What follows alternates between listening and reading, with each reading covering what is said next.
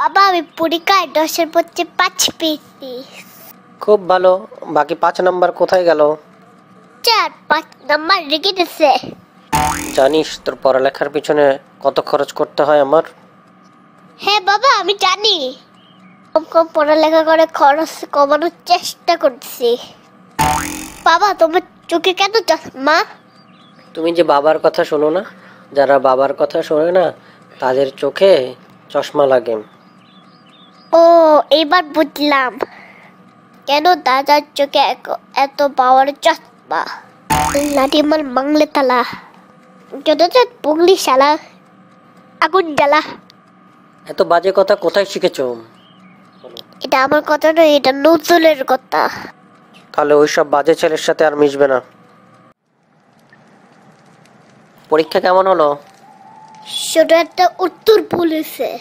বাহ, তাহলে বাকিগুলো তো সব ঠিক হয়েছে। না আমি বাকি কোলাই লিখতে পারিনি। বাবা কালকে থেকে স্কুল যাব না। কেন বাবা, কি হলো হঠাৎ করে স্কুলে যাবে না কেন? পড়ালেখা করতে কি ভালো লাগে না? তা নয়, স্কুলে টিচাররা কিছুই জানে না, ছাত্রদের কাছে পড়া জানতে চায়।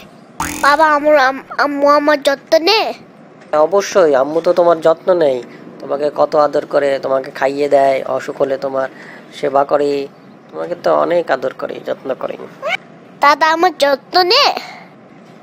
দাদাও তো তোমার যত্ন নেয়, তোমাকে অনেক আদর করে, তোমার জন্য গিফট নিয়ে আসে, চকলেট নিয়ে আসে। আর ফুফি? ফুপিয়া তোমার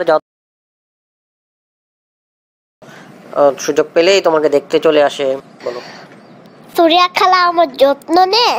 হ্যাঁ, সেও তো তোমার যত্ন নেয়, সে তোমার কাপড় ধুয়ে দেয়, তোমার সবকিছু পরিষ্কার করে দেয়।